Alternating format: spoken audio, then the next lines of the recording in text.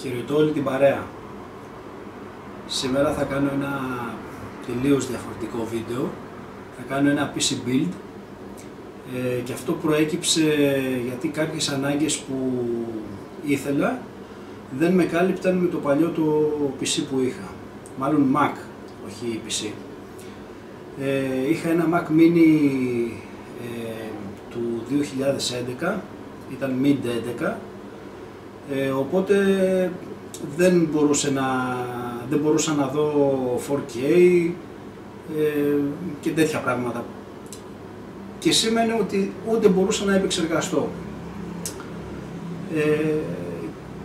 και προέκυψε η ανάγκη για να φτιάξω ένα PC. Οπότε σιγά σιγά να σας δείξω τα πράγματα που έχω πάρει. Δεν επένδυσα πολλά λεφτά για το τροφοδοτικό. Πήρα ένα τροφοδοτικό το οποίο το ήξερα, το είχα βάλει και σε παλιότερο μου σύστημα. Είναι της Force, είναι 550W, το βρήκα σε καλή τιμή και το πήρα. Λοιπόν, επίσης πήρα έναν Mi 2 δίσκο Patriot, ο οποίος είναι 512GB. Μνήμες είναι η Trident Z της G-Skill 16GB με 3000 MHz. Λοιπόν, έχω τον επεξεργαστή τον J5 τον 8400. Έχω πάρει εξτρά μία ψύκτρα της Cooler Master και η μητρική κάρτα είναι η Gaming Plus με το καινούριο chip το Z390. Και επίσης το κουτάκι, τα γκρέμισα όλα. Και επίσης βρήκα ένα κουτί πάλι σε προσφορά.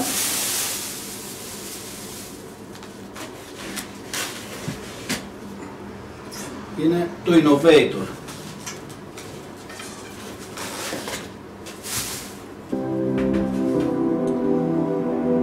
Αυτά. Οπότε πάμε σιγά σιγά να χτίζουμε το PC μας.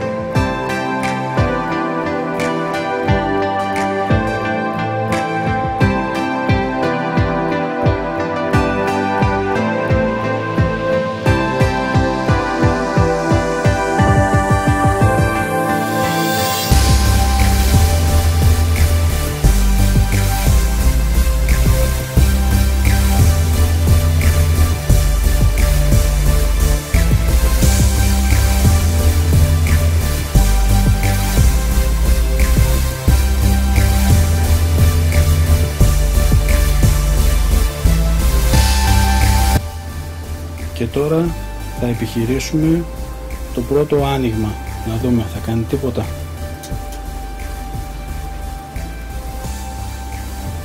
Δουλεύουν σε πρώτη φάση όλα.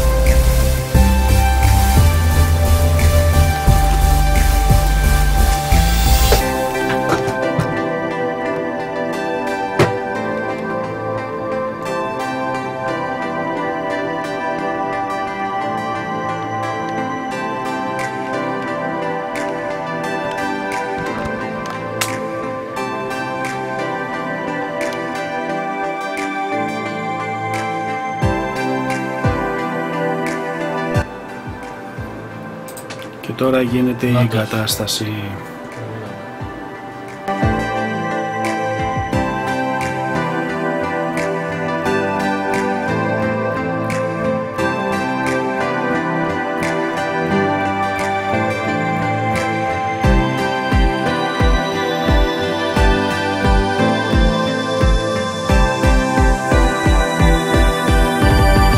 γίνεται το Windows Update. Αφού βρήκαμε τους drivers από την κάρτα δικτύου, τώρα δουλεύουν όλα ρολόι.